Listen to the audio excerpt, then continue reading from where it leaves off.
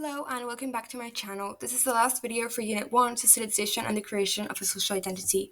So we're going to look at the last part of the unit, Social Identity and Change.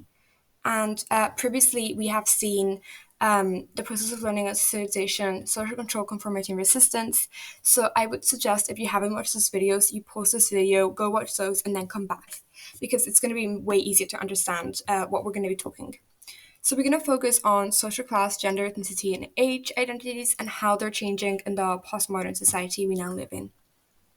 So before I get into the video, I would like to say that the main exam question you would get is evaluate that, and then either like social class, gender, ethnicity, or age is the main or most important influence on a person's identity. And the way I would answer it, the way I always used to answer it, was argue like have 2 or 3 paragraphs in favor of that and then 2 or 3 paragraphs against that, but in the end of that paragraph you restate your opinion and you actually say something against your claim, against your main 2 or 3 first paragraphs, if that makes sense. So you always maintain your opinion, and in the introduction you would say yes, it is the most important influence on a person's identity, but because you have to show the other side, then you would have 2 or 3 paragraphs also against that. But in the end of those paragraphs, you kind of maintain your opinion because that shows you're really evaluating the question. You are seeing the other side, but you can still maintain your opinion. Obviously, you can also just go against the question. Maybe I'll make actually a video about exam technique further ahead, perhaps when I finish units 1, 2, 3 content. If that's something you would be interested, let me know in the comments.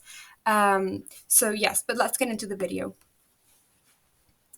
So looking at social class, we would I'm first going to talk generally about social class and then go within each, like working class, middle class, and upper class. And all of these are things you would mention in your paragraphs. So first of all, what is social class? Like social class is determined by occupation and income, and it's basically how individuals perceive themselves, perceive their place in society, and how they're perceived by others. So because of that, you can argue it's very important.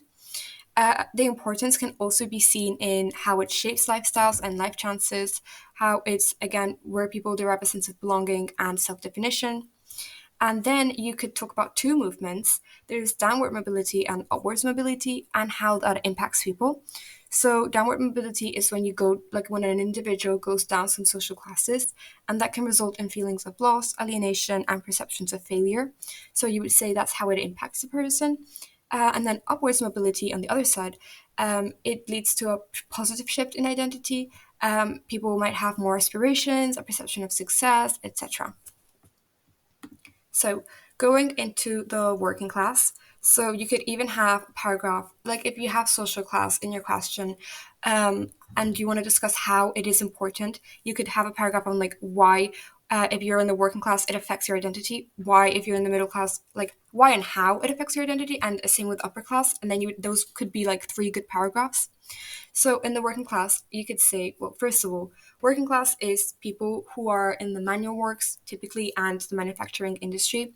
And then how it affects their identities, how you can see it's important, is because most of the working class people form a collectivist identity rather than an individualistic identity.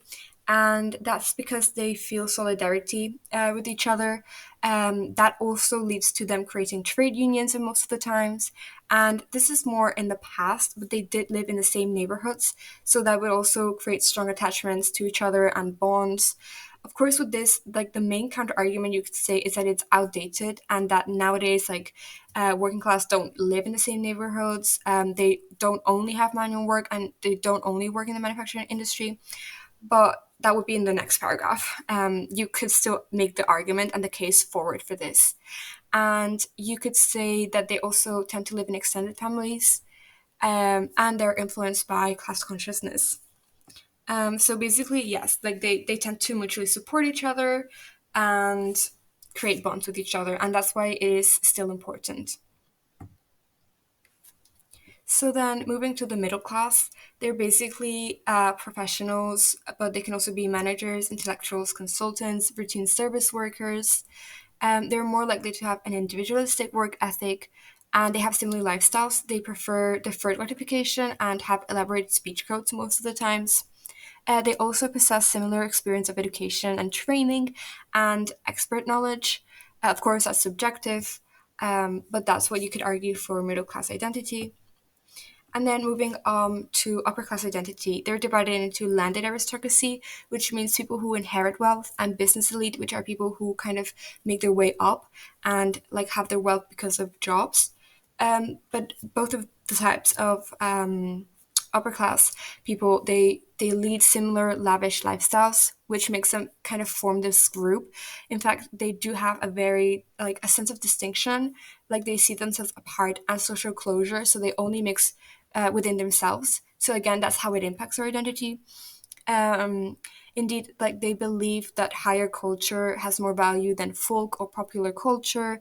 So they do believe they are like set apart from society most of the time, of course. And they also possess high social, economic, and cultural capital, which I will talk more about later. So the key sociologists for social class, you would have Bourdieu, which is the one who introduced the concepts of economic, social, and cultural capital. Basically, like cultural capital is knowledge, attitudes, skills, and education, which kind of gives them advantages above other social classes. Economical capital would be having more economic resources like cash, assets, etc. And social capital basically means like having networks and like being parts of influential groups and having support. Then Crompton suggests that a good measurement for class is occupation. And then McIntosh and Mooney that upper class identity is sort of characterized by invisibility and social closure. So what we said that they are kind of like set apart. So moving on to gender, the main arguments you would bring up for gender is that gender is important because gender socialization really impacts how people act and become, as well as social expectations. Like they shape attitudes, behaviors, even aspirations. But gender also impacts life experiences and opportunities, such as in family, education, religion, and work, because mainly because of sexism and discrimination, and how that impacts like individuals, and that goes for both men and females. And you could also talk about how, well, this is kind of similar, but how gender stereotypes impact individual self perception. So this is very broad. We're going to go more into specific now, like I'm going to talk about men and women. But you would definitely have to bring sociologists and examples.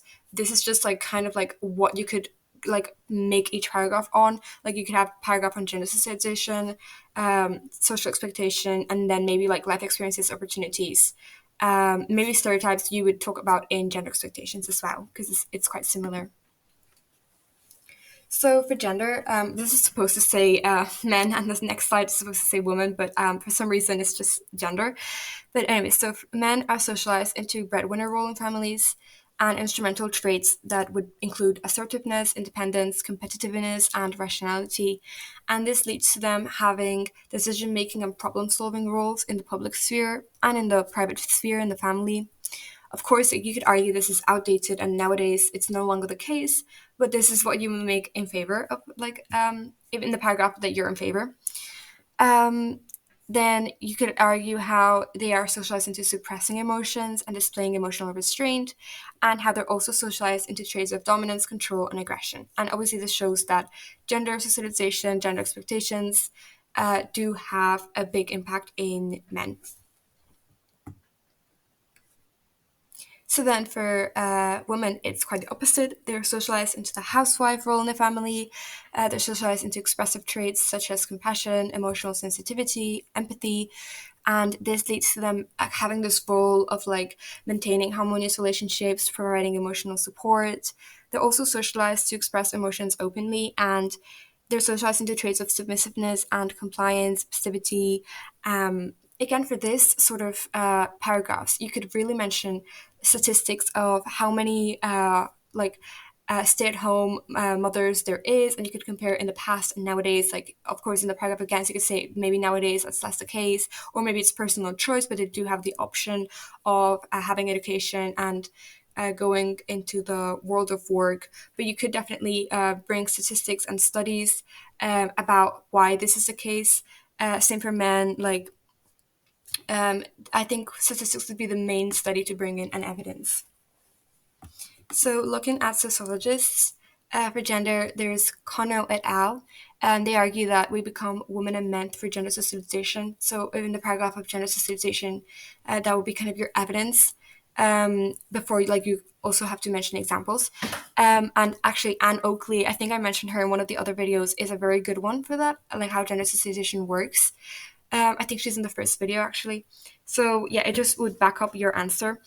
Parsons says gender roles are natural and and it's less efficient to ignore them. So in a more nature way, again, I talked about nature and nurture in a previous video. He would still argue that gender impacts identity, even though he believes that's not because we're socialized, but because they're natural. And then Mead actually argues that gender roles are socially, biologically constructed.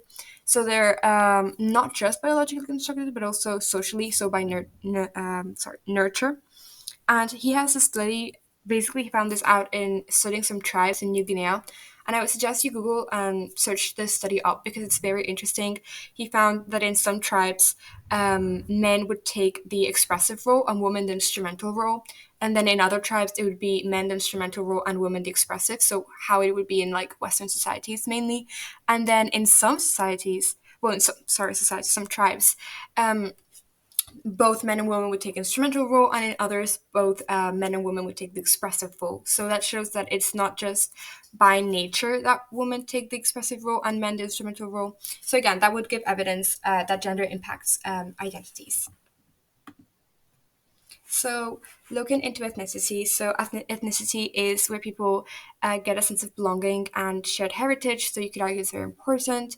And basically, it's derived from people's cultural practices, tradition, costumes, as well as shared histories and experiences.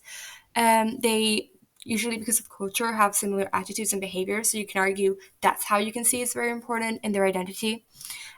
Usually, like the ethnic identities, like groups that will be facing racism in society or in the past, they will feel more solidarity with each other. And that racism can include stereotypes, prejudices, discrimination. And because it's like they will take collective action, maybe, or just they can understand like what they're going through. And we'll look at some sociologists that actually argue this later. But ethnicity can also influence kind of like gender and even social class, like opportunities and access to resources and social mobility. And particularly, this would be like access to housing, education, like bank loans, etc. So, because it affects socioeconomic status and life chances, ethnicity is very important in impacting an individual's identity. Again, you would have to mention examples like that. So the key sociologist for ethnicity would be Wimmer, and he argues that ethnicity is defined in relation to others. So ethnic groups construct a sense of difference with each other. And then Cashmore and Torina would argue that there's a tendency for ethnic minorities to turn inwards within their own ethnic group in response to racism they experience. And this likely includes religion and culture increasing. So moving on to age, the main thing that impacts age would be that there's different roles, norms, and rules that come with each age, and that impacts behavior and a sense of identity. Of course, that mainly means the things that individuals are able or prevented to do at a certain age. So, for example, like driving or even like drinking, all of those things. Like there's rules of when they change with societies, but like most societies would have rules where children and teenagers are allowed to do certain things when they become adults, basically. Then there's the question of status. So children and elder people have less status than middle-aged individuals, and that is because, as we'll see later, sociologist argues, middle-aged individuals, sorry, are the ones mainly in the workplace, and children are in school, and elder people are retired. So that would affect an individual's self-perception, which affects their identity. And then, yes, definitely, as people go through different life stages, like as they grow up and enter different age groups, their sense of self is always tied to that age group. Again, what they can do, what they can't do, but also like the social expectations. So, if you're a young person, you're expected to go to school. When you're like a young adult, you're expected to go to the workplace. Then maybe when you're a bit older, you're expected to have a family, get married, maybe. Like all of these social expectations affect how people feel like you would have to go into examples again. But yeah, there's also the cohort effect. So like there's collective identity through age. Like usually you will tend to mix with people your age, like in school and then in the workplace, and that kind of creates again an identity around that age. So you can also argue that's very important for age. And then moving on to the key sociologist, that you would have Hood Williams, who argues that there's three types of adult control on children, and that is space, time, and bodies. So it would include like space, like where they go, like if they're allowed to like go outside the house, like where are they allowed to go, like friends' houses, shopping, like out to the cinema, etc. Time would be like exact. It's kind of similar what they would do with their time. So like now you have to do homework, or now you have to go and clean up and tidy up, like what they do with their time. And then bodies would be sort of like clothes, haircuts, if they're allowed to like have piercings, etc. And then Hookie and James argue that children and elderly are seen dependent, innocent, vulnerable, and needing care. Those are social expectations. So that would be exactly as examples you could bring for that. And they focus particularly on old age. They say that there's been like in society an infantilization of elderly people where they are treated like children and that they have less status, and obviously that would affect old age. So you could have like a paragraph, like in social class I mentioned, you could have a paragraph on working class, middle class, and upper class, and how these affect people in those classes. So for age, you could have a like paragraph on children, how like they're affected by age.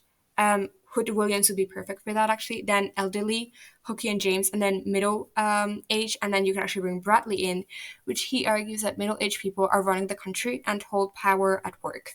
So basically, what we argue that they have the highest status, and how that would impact them, you could like go on to argue. So in social identity and change, the main questions you would have is evaluate the view that again, like you would either have social class, gender, ethnicity, age, identities is changing. Evaluate that again, like one of those identities is no longer an important influence on an individual's identity. So that's not like the first question, like from before earlier on, of like, is this the most important like is this the most important aspect of an individual's identity? But it's if it's no longer. So you would have to bring in here postmodern society, and how it's like, as we'll see, how the identities has changed and why it's no longer important. So don't get confused with those. And then the last one is evaluate that again, this identity is no longer an important influence on an individual's identity. Okay, this is repeated. Sorry. So there's only two. Um, okay.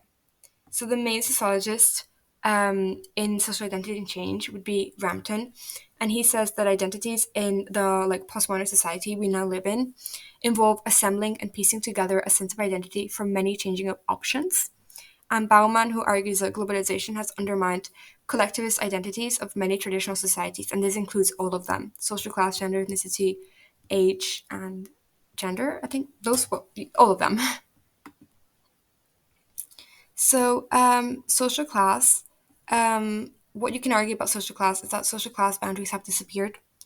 Um, and this is seen because cultural changes in taste and consumption, like nowadays, what you buy or your tastes can not be linked to your social class. Like, you can be deceived, like, by that. Like, um, it's not like in the past. Like, for example, now someone can own, like, a car or like buy some clothes that would previously be associated with the upper classes, but they're not necessarily the upper classes. Like they might be paying the car by installments, or the clothes might be like, okay, this is hard to actually explain, but they might not represent the actual social class. They are in, for example, there could even be like false brand even. So social class boundaries have disappeared because they're not that clear anymore. Social class can also be not important anymore because most people believe they're middle class. There's actually statistics that people, when asked, will all say they're middle class, even if they're kind of like upper class, or middle lower class. People tend to always, like, everyone tends to always say they're middle class. um, there's greater emphasis also on individuals' experiences rather than collective experiences, so that undermines, as we've seen, most identities are formed because people are around like people like them. So in terms of age, ethnicity, and even social class because they are around the people like them. But because that's no longer the case, and because people do mix more now, there's not that much collective experiences, and then people don't feel that kind of united with each other.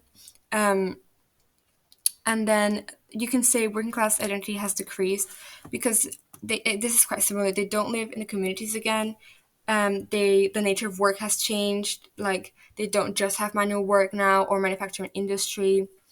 And then actually, you could say that working class, like there's been a new class formated, which is the precariat, which is lower than the working class, and that's how also it's changed. So I know this is kind of like against everything else because everything else is saying that social class is no longer important, and then here you have there's a new class, there's a new social class. So I wouldn't bring that in if you're mainly arguing that social class has disappeared and is no longer important. But if you're not arguing that and you want to argue that social class is still important, it has changed, but it's still important. You can mention that there is a new class, which is the precariat. And if you talk about the precariat, you mention that they're present day orientated, so they don't really feel like they don't really think about the future, and they're fatalistic and they feel marginalized. And then gender and change. So the main thing you would talk is the crisis of masculinity, which men are having, which is leading to retributive masculinity identities, which means kind of going back to the traditional masculine identities, like the traditional ones, because they feel like nowadays with the rise of feminism, they're losing kind of their identities. Then you could talk about how feminism is leading to new female identities, such as the career woman, and feminism is also leading to new male identities, such as the new man and the metrosexual man. So obviously, like not all men are becoming retributive masculinity. Some men are also like able now to adopt identities that in the past they couldn't because they would be judged for.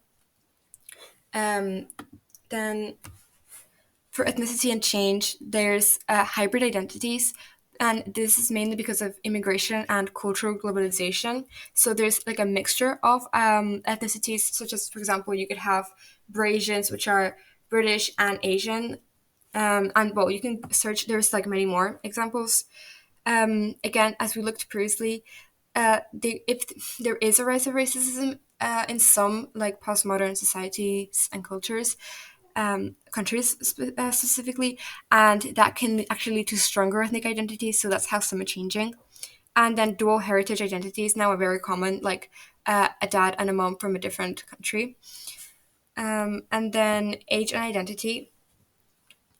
You would mention that childhood is a modern invention, so it has already changed from the past because it previously didn't exist. You could also argue that nowadays it's actually disappearing and becoming toxic. And there's like many sociologists that would explain why that is, but basically it's because like the rise of education, anxiety for exams, video games and TV, children no longer going outside and playing that much because parents are scared of like them going to the streets, etc. Also, society you can argue is becoming more child-centered because there's less children, so children are being spoiled a bit more and kind of like given more attention, which can be good but can also be bad. You can also talk about how the like adolescence period is being extended, and that's because education and like education is becoming longer, and more people are going into like university and college, and also because of like the rise in living costs across the world, basically. There's also a changing perception of when elder age begins, because there's been a rise in retirement age, but there's also been an increase in health with like medicine improving, and there's also been rising pensions. So life expectancy altogether and life quality for other people has increased. So elder now are having more status and greater roles than in the past, you could argue. And then for, yeah, the last thing you would have to know is globalization and how that's led to increased choice and the creation of new and hybrid identities. So basically, globalization is bringing different experiences, behaviors, ideas. It's also increasing the choices available to make your identity. It's also increasing like the choice in like consumerism, basically. And because identities are now really based in consumption, globalization has like increased and actually allowed that in the first place. So there's new identities, people adapt them to themselves, their personal states and styles. And as we've seen, this hybrid identities, which is like a combination of different identities. So, sorry. The impact this has had on identities is that social identities are no longer set of standards of beliefs and behaviors. Like, they're not, like in the past, they would be quite strict. And of course, that was bad because people didn't have freedom. Social expectations pushed people into acting in certain ways, like as we've seen in gender specifically, but social class would also maybe restrict some people, and then age as well, and then ethnicity. I think that's not so much the case, but perhaps you could still make the case that it is. And right now, identities are more decentered and fragmented. So yeah, so personal narratives are no longer determined by relationships. Like now, everyone determines their own identity, and that means that there is more freedom for identities, but it also means that people are less certain of how to behave, and that can lead to confusion. And like I mentioned in a previous video, there is risk of anomie, as Merton suggests, like a sociologist, where people stop knowing how to behave, stop following a set of rules in society and like identities, expectations. If people stop acting according to expectations, that's good because they're not, of course, like it's really bad to have to be pushed into acting certain ways, but it also means that people are societies as a whole can sort of collapse because there's just so much confusion. At least that's what Merton suggests, and he calls this risk like risk of anomie.